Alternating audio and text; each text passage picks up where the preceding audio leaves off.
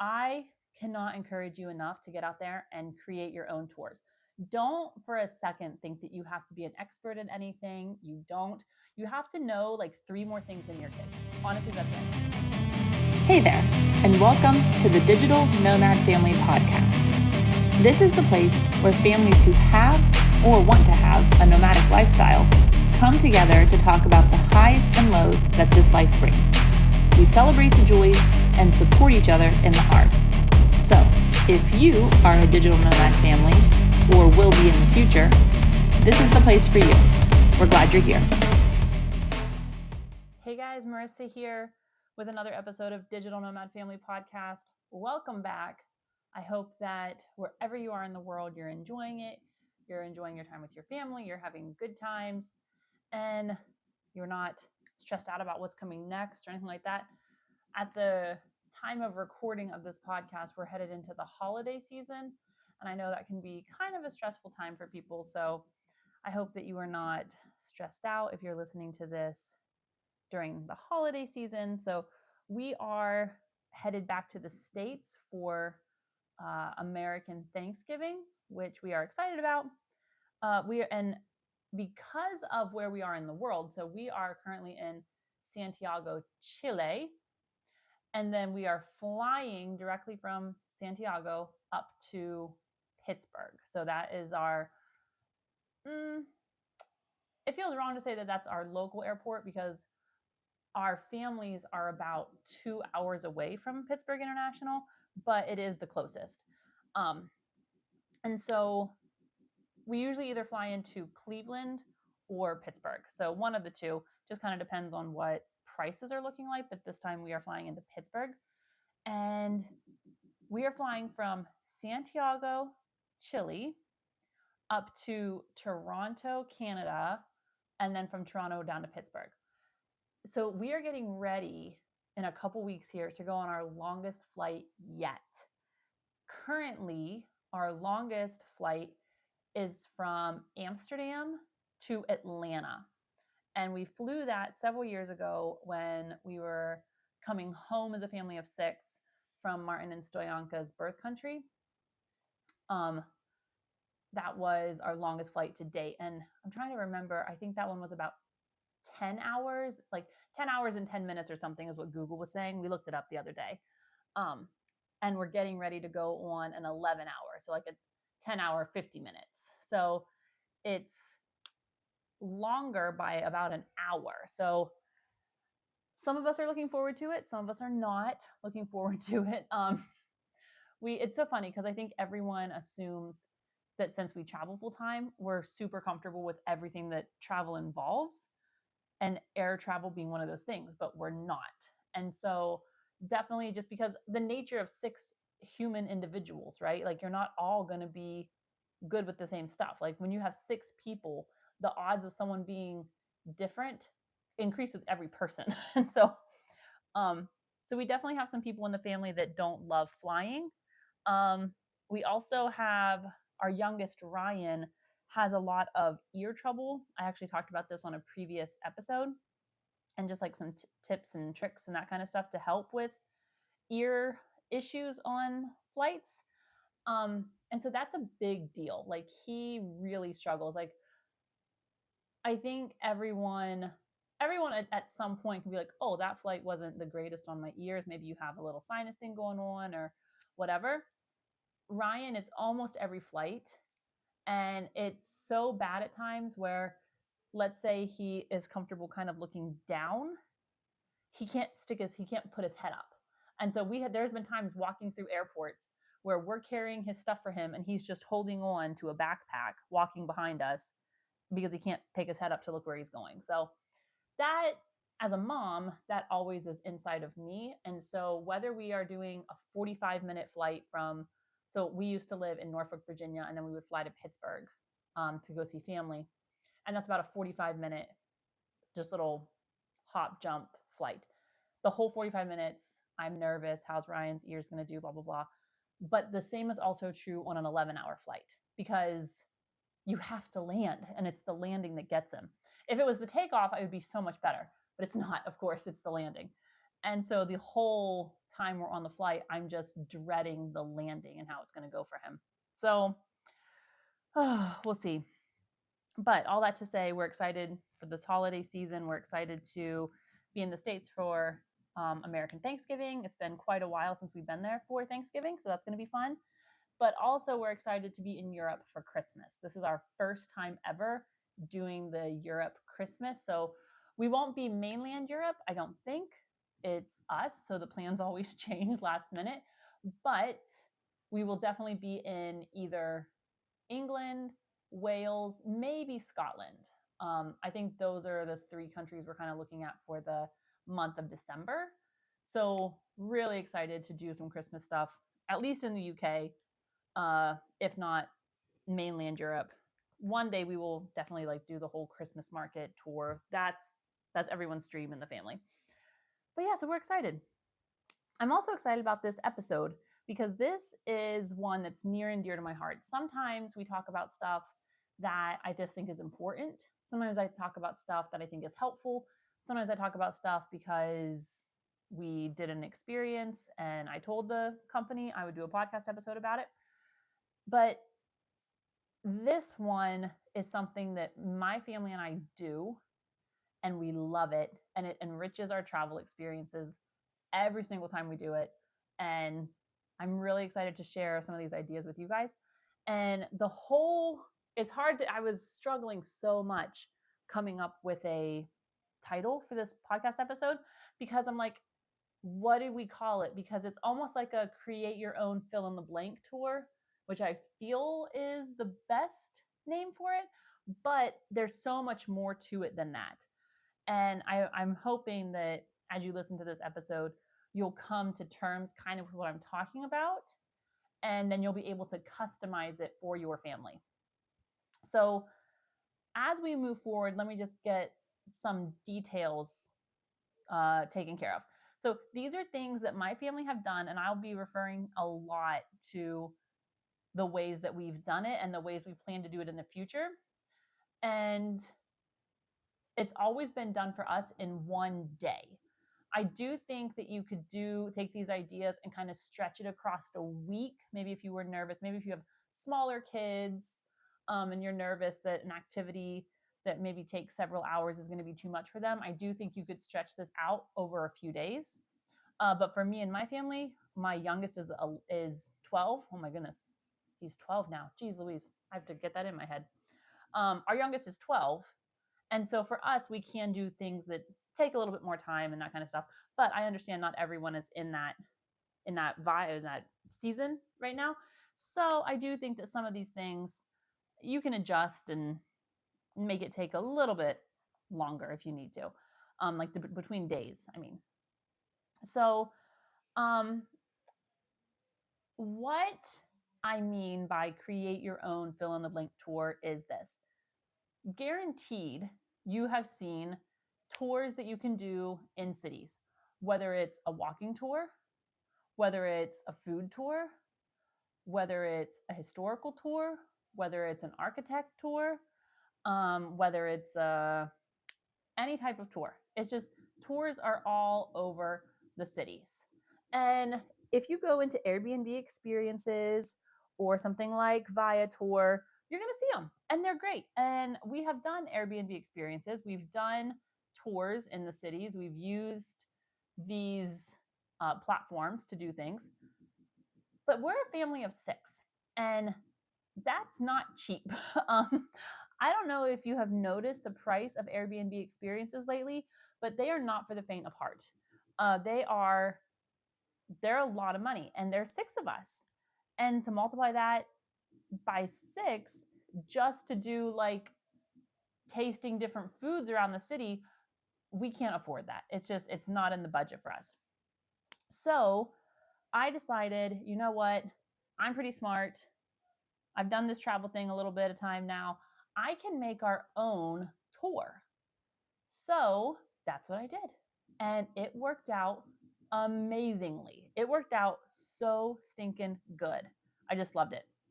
So some ways that you can figure out, okay, how can I do this for my family is first, if you don't know what you want to do for a tour, maybe jump on a place like an Airbnb experience or Viator and just see what they have to offer for that city, right? Maybe you already have an idea. Maybe the city that you're going to or the country you're going to is known for something. And you're like, oh man, I would love to experience this thing. So food, I think, is always the easiest to think about with this, but there's also other things as well. So maybe you're going to a town that has loads of famous architecture in it, and architecture. How do we say that word, people? It's not coming out right. This is why I need an editor, because then I could say it right and they would put it in. Really, someone better than me should be doing this podcast. But this is why you listen, right? Because it's real. Maybe it has famous buildings all around the city that you want to see. Or maybe has lots of bridges, right? There are certain cities that have lots of famous bridges and they're all beautiful and awesome. But you're just like, I can't afford to have someone do this. Or it's a Segway tour and I have a 7-year-old. There's no way I'm putting a 7-year-old on a Segway. Like, no, thank you. So you want to figure it out yourself. So go into Airbnb experiences or Viator and just look around, see what they have. That will give you a good starting place. But then also you can just be like, man, this city is known for these things, okay? And you want to taste as many of them as possible. My family loves food. We love to eat out at restaurants. And when we're in certain countries, we can eat out at restaurants more often than we can in other cities. But when we do a little food tour, that's what we call them at least, when we do a little food tour, we get to get that restaurant fix, but it's not super expensive. And you'll see why here as we get into it. And so we're going to talk about 2 different types of tours. And both of them can be adjusted. I do think that some tours lend themselves better to just like a tour, and then you like say what you think is best of that tour. And then the other style of tour is a bingo style tour. And those are really fun too. And you have to just decide which one is going to be best. So let's say you're going to a city and it has loads of famous landmarks in it. That could be a really fun Google tour, or not Google, a really fun bingo tour. And so let's say you have younger kids. I'm thinking like that 8 to 11 age. Well, maybe you can just put the whole image on the bingo card. So you go into a place like Canva, you find a bingo card template, and then you just start inserting all these famous landmarks in the city. And as you see them, you're checking them off, and then whoever gets bingo wins the prize. Super fun. What you could do for older kids is you could say, okay, I do want to put in these famous landmarks, but it's too easy.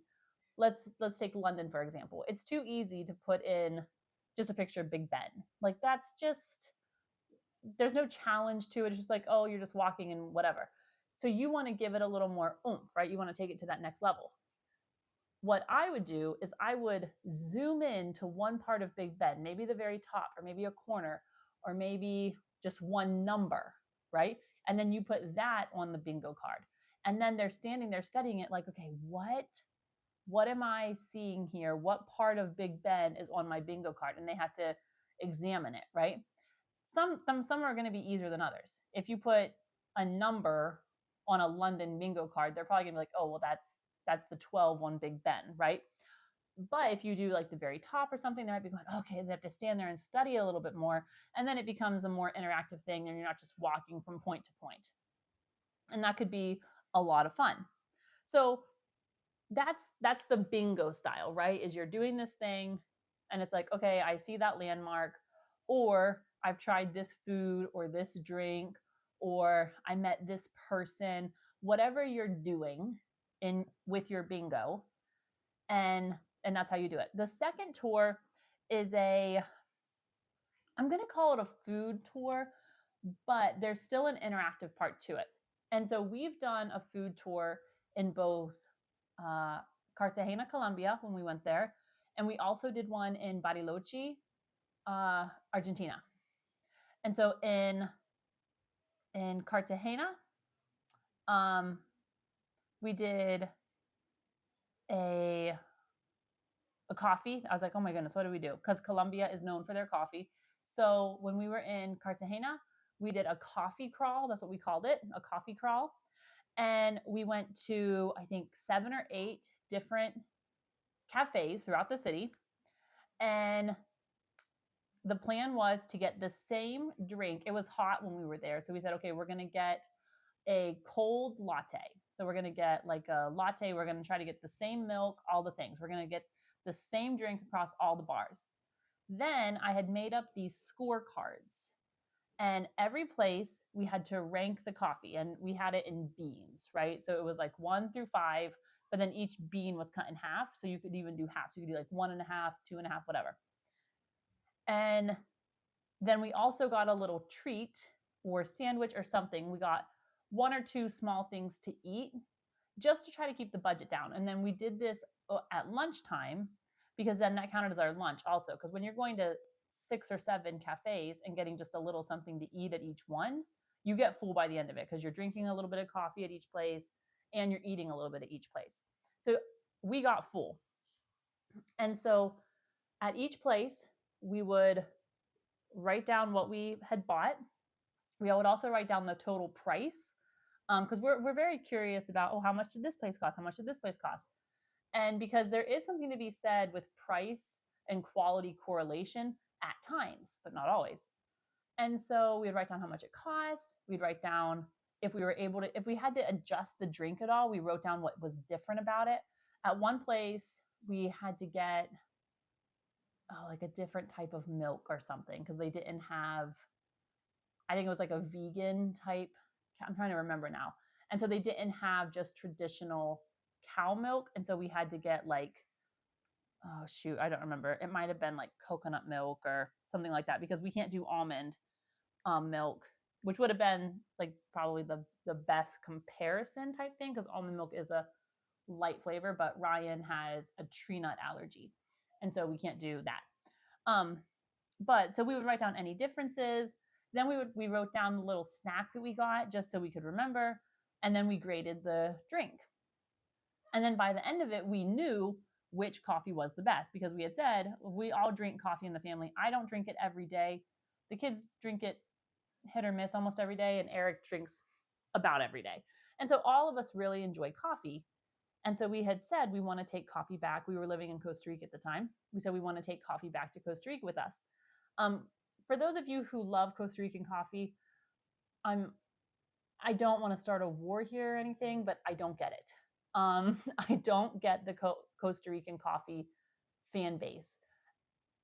My father-in-law loves Brit coffee, and Brit is like the biggest coffee plantation thing in Costa Rica. And that is actually good coffee. I do like Brit coffee. But other than that, I am not a Costa Rican coffee gal. There's just something about it. It's not for me. So if you are a Costa Rican coffee drinker, I would love to hear why you love it. And is it your favorite coffee in the world? Or there are some other places that you're like, nah, like I like Costa Rican coffee, but this is better.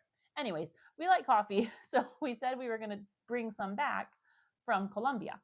And so doing this tour and going to 6 or 7 or 8, I don't remember. It was between 6 and 8. I really should have looked it up on our scorecard to give you an exact number, but I didn't. So we're just going to go 6. It was between 6 and 8. I know that for sure. We were able to figure out which one we really liked, because then those were the beans we bought to take back with us. So see, there was a purpose. And so we spent a day just walking around, trying these different things. So those are the 2 types of tours, okay, that we're going to get into a little bit more. So you have your bingo style tour and you have your scorecard type tour. So let's talk about the bingo tour and just some of my tips to help you have a successful time. We did bingo. We called it street food bingo. And so we did this in Colombia as well. And I had done the research on famous street food in Colombia. And thankfully, there is a lot of street food in Colombia. Latin America is famous for street food, right? But Colombia has really fantastic street food. And it comes out at night, and we have older kids. So the nightlife is very doable for us. So I had made up the bingo cards and we did street food bingo. So my tips for this bingo style tour is one, create your bingo cards and then have them printed out. So I printed them in Costa Rica and I took them with us. So I have never had any issues finding a place to print. And I've printed stuff all over the world at this point. So I would suggest three things. One, just Google print shop, print store. Okay. You'll probably find something. If you can't do that, look for a local library. Just Google library near me. And lots of times you can go there and they will print stuff for you. The third option is go to a hotel. If you're staying at a hotel, I would be shocked if they didn't let you print stuff there. But also, even if you're not staying at a hotel, just go in and explain to them, like, hey, I really need to print something. Offer to give them a little bit of money for the ink and the paper that you're going to use. And just be like, if I email this to you, could you print it here? And just, be ready to give them a little cash type donation thing. Not donation, but like a little cash and to pay for it. But they might not even do that. They might just be like, yeah, sure, totally. But I would do that last if you're not staying at a hotel, because I've never had any issues finding a place to print. So number one, have your bingo cards printed out, ready to go. And then the second one is have enough pens or pencils for everybody, because kids get so excited about stuff. I mean, I have teenagers. Okay. Like I said, my youngest is 12. And when we did this, they were still so excited about it. And so the idea of having to wait for the pen to come by and be like, oh my gosh, like it was just chaotic. And so I would encourage for everyone to have their own pen or pencil. If that's not what you're going to do, and if you're just going to share one, please take an extra one or two, because the odds of someone just putting a pen down are very high, because it's going to be something like in the moment, you're excited about something, your kid sees that they only need one more bingo square to go and then they win, and the pen's going to get lost or the pencil's going to break or just something. So have an extra pen or pencil if you're not going to give one to every person. So we just gave one to every single person. That's what I did. I said, here's a pen for everybody. I think we ended up losing two. So, but because of the fact that everyone had one, it was fine and we could share and everyone could still mark it away. My third piece of advice would be explain that there could be a tie. So I had used AI to help me make our bingo cards so that the chances of a tie were really minimal. But that doesn't mean impossible. There was definitely the potential for a tie. And so we told the kids, okay, there could be a tie, but there will be a winner. Now there could be, if there's a tie, we just said, okay, you both win. I knew that there was only one option for a tie, and what do you know? That's how it happened. Like, honestly, what are the odds? And so, it was kind of funny, but it was fine. And so, but just tell them, okay, there is the potential for a tie, but you're just gonna have to share the prize.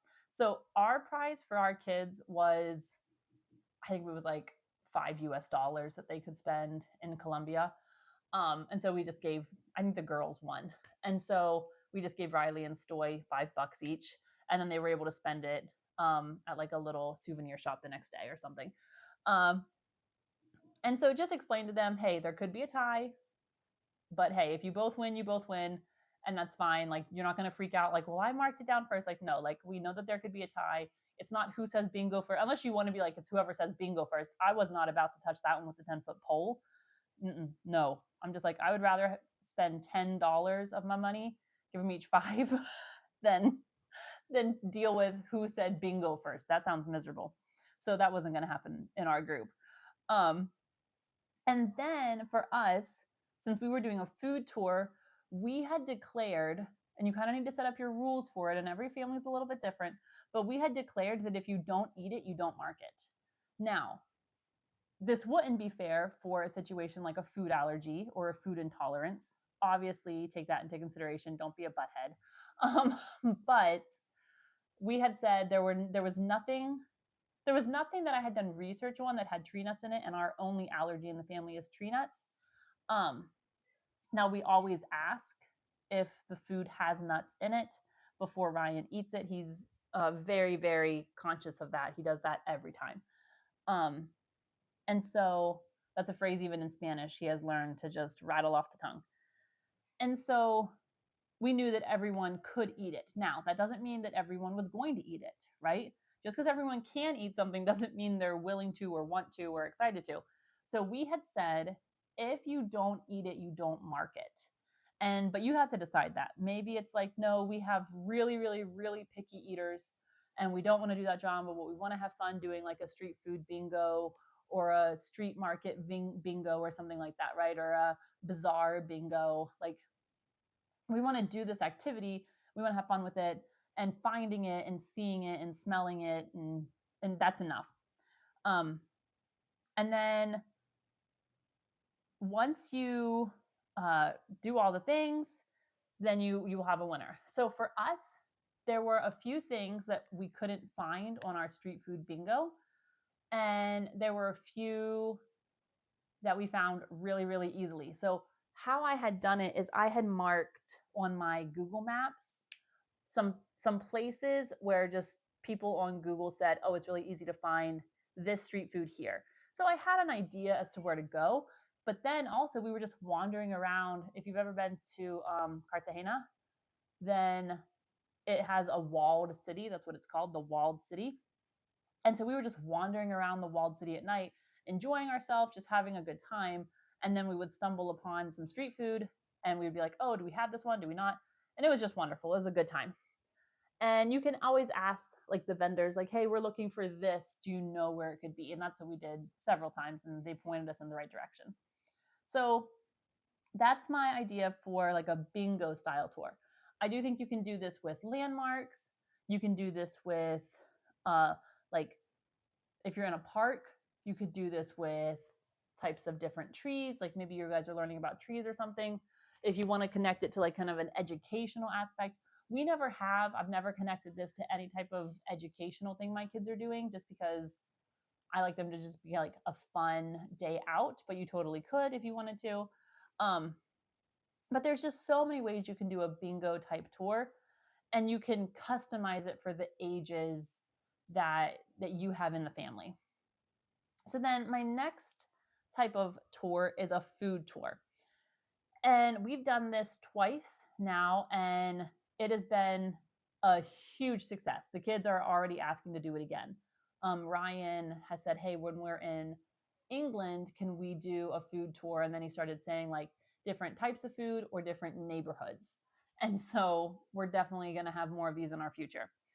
And so my suggestions for this is, number one, make a list in your Google Maps of all the places that you want to hit up, because then, and I make a special list for this. Like in my Google Maps, I make a new list and it'll say coffee crawl or food tour bingo. And then in Bariloche, we did this with chocolate, because Bariloche, everybody was telling us, oh, you have to eat the chocolate. You have to eat the chocolate. It's so, so good. So we were like, we obviously have to try the chocolate. And so we had 8 different chocolate shops that we wanted to try. So I had a chocolate tour list in my Google Maps. So then you just go in and you save those restaurants or cafes or locations to that specific Google Maps list, because it's going to give them the same symbol. So if you haven't spent a lot of time in Google Maps is, I use it so much. I can't emphasize how much I use Google Maps. But every list has its own symbol. And so if you just go in and like save it to a place, it's usually like a green flag. Like if you save it to my list or whatever. But if you go in and save it to a custom, like a more custom list, it's going to give it a different symbol, a different color or something. So then you can just go into your map and then you can very quickly see where all these locations are. And that's going to really help you know, we should go to this one first, this one second, this one third, because then you're not just randomly walking around, maybe doubling back. And the last thing kids want to do is to be like, oh, well, we just walked 5 blocks that way, but now we actually need to walk 7 blocks back the direction we just came. They're going to be like, why didn't we do this one first? And you really just want to set yourself up for success, like especially with kids. So make your Google Maps for it. Have a plan, have it like listed out somewhere like, okay, this is 1, this is 2, this is 3, because you're gonna on the day of the activity, you're going to love yourself for doing that. I promise. It's so helpful. Then my second tip is have a way to keep score for each different place. So like I said, with the coffee crawl that we did, we had them all listed. We were rating them in chocolate, or not in chocolate, in coffee beans. And so it could get from 1/2 a bean, or 0 beans, I guess, but then in half beans all the way up to 5. And then we had a space where we took notes about it, where we wrote down the price and all this stuff, what we got as our little. So how we did the food on that day was we started with a savory, and then we went savory, sweet, savory, sweet, savory, sweet. That was just us. You can do it however you want. But we did make it very clear that we're not judging the food. Like it's nice to know about the food, right? Because then as you're walking around, you can be like, oh my goodness, remember those sandwiches we had in that cafe over there? Let's go grab some. It's good. It's a good thing to know about food, but that's not what we were judging. We were judging the iced lattes. And so we had a way to keep score and that kind of stuff. Now, in Bariloche, we had so how we did it was we were eating chocolate, and I had researched a good way to try chocolate. I didn't want it to just be like, oh, here, we have this chocolate, now eat it, right? So I had done a little bit of research, and I love doing research. We're going to get to that in a minute. But I'd done some research on the best way to actually taste chocolate. And so then once I learned what was involved in a good chocolate tasting, I simplified it a little bit, right? Because one, I don't even know what I'm doing anyways. Like, even if I followed all the correct steps for trying chocolate, I don't know what I'm doing. So I think it was okay to kind of adjust it a little bit. And also it was many, many like things. And I was like, oh my gosh, if we're doing 8 different shops, this is going to be forever. So I simplified it. Then I made a scorecard for all the different places. And I had created like a little chocolate bar. And each chocolate bar had like 4 little like squares of chocolate, if you can envision that in your head. So each place we said, okay, we're going to try a dark chocolate and a light chocolate, like a milk chocolate, right? So we had our 4 chocolate bars for each place for the milk, and then 4 for the dark. And the things we were grading on was smell, snap, melt, and finish. And we talked about, and I explained to the kids why those 4 things were important, what they meant, how we judge on them, all the things. And then we graded them 1 through 3. And so sometimes with kids, like we've learned, especially as our kids have gotten older and they're more comfortable with things like decimal points, giving them a more like 1 through 3 versus a 1 through 5 is better, because kids just love to go, oh, it's a 3 if it's a 1 through 5, because it's in the middle then. Whereas if you give them a 1 through 3 option, once they're a little bit older, they really need to think like, okay, well, what do I genuinely think of this thing? So in each of the 4 categories, they had to judge we did it as a group, 1 to 3 on smell, snap, melt, and finish. And so we would do that with the milk chocolate, and then we would score it, and then we would do it with the dark chocolate and then score it. So at the end, we had tried many, many, many chocolate bars. And we love chocolate, but it was to the point we were like, we don't want to eat any more chocolate today. Like that afternoon, when we had finished, we went into a grocery store because we needed to grab just a few things for dinner. And as we were walking like through the candy section, Stoyanka goes, I don't even want to see chocolate right now. Like it was just a lot. And so that's how we did that. So we had our 4 different score categories on each of the different on the 2 different types of chocolate. And like I said, with the coffee, we just bought 1 and we all shared it. Maybe I didn't. Maybe I meant to say that. Maybe I didn't say it. We just bought 1 coffee and we shared it. With the chocolate, how like when you buy chocolate at a chocolate shop works is you just say, I want 2 little pieces of that, and then they put it in a bag and then they weigh it. And so we would buy anywhere from 2 to 3 bars of the dark chocolate and the milk chocolate. Sometimes it was a bigger bar, and so we would just get 2 and we would break them into thirds. If it was a really smaller piece, then we would get 3 of them and just break them in half. So we just needed enough for literally just everyone needed enough for a sample. And it worked out perfectly. And we wrote down the prices of each place on our scorecard.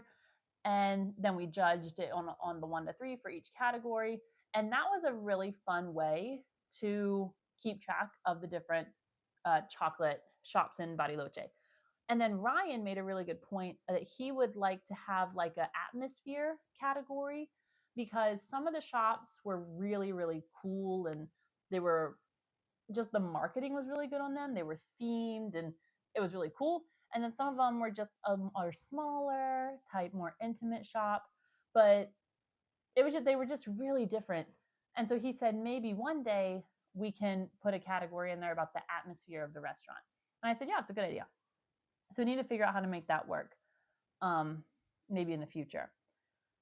And then my third tip that I've written down that we've kind of talked about already is just order a little. You really don't need to order a lot. Like if you are doing a tasting, you just need to order enough for your group. So if there's only 4 of you, you might only need to order 1 or 2 bars of chocolate.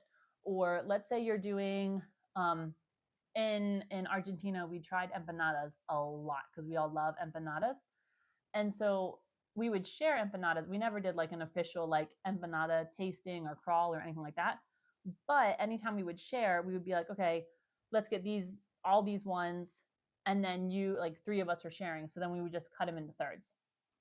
And so just kind of think through that kind of stuff, because it really does save you money, and it makes doing your own tours, not only does it make it doable, it makes it very, very manageable financially. And then if you save some money doing that, then you can go back to your favorite empanada place or coffee place or chocolate place and buy some of the ones that you love, right? Because you've saved money now on your tour. So you can go back and actually spend a little bit more money on enjoying it at your house later. So I hope that these 2 types of tours, I hope you can envision them. I hope you can relate to them. My family has had a blast. We're so excited to do this again. The kids are already asking, when is the next time we're going to do a make your own tour? I'm like, somewhere in Europe, probably not here in Santiago.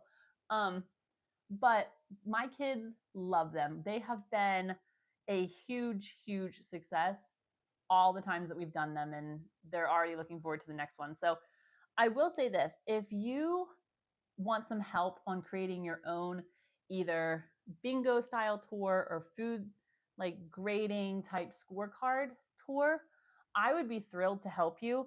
I love talking about this kind of stuff. I love daydreaming about this kind of stuff. I love consulting with people about the exciting and the creative aspects of travel as a family. And so I have a link in the show notes to a page on our website, and it's for some consulting. It's $50, and you and I would just talk for a little bit. You would explain the kind of tour you want, and then I would make you, with like kind of with your input, I would make you either a bingo card or a scorecard, and then you would get that as a PDF, and that's all included in the $50. So if that sounds like something that you would be interested in, either for a city you're going to visit, or maybe you're going on vacation, whatever it is, I would be thrilled to help you with that. So check out the link in the show note and just fill out the form, and I'll be in contact with you about that. So all of that to say, I cannot encourage you enough to get out there and create your own tours. Don't for a second think that you have to be an expert in anything. You don't. You have to know like 3 more things than your kids. Honestly, that's it. Like when we did the chocolate tour, all I knew was about 4 more things than my kids did. And then once I taught it to them, they all knew as much as me, and it was fine. When we did the coffee tour, I knew about 3 more things about coffee than they did that I taught them because Google taught me. And then it was great. So you don't need to know a lot about what you're doing, about the tour you're going to, or the buildings you're looking at. You literally need to know like 3 more things than your kids. And so you can do it. You can plan your own tours. You don't have to rely solely on Airbnb or or a website like Viator or any of the tour type companies. Are they great? Yes. Have I used them? Yes. Will I use them in the future? Yes. But you don't have to. You can do your own thing. So I hope that this just kind of encouraged you to look into it, to customize it to your family. And like I said, I would be thrilled to help anybody that wanted to do this, but they felt like, oh, maybe I don't feel as confident to do it myself. Hey, fill out that form and we'll do it together and it'll be great. So with all that, I want to say thank you for listening to this. I hope you learned something. And as always, I hope you continue to travel joyfully.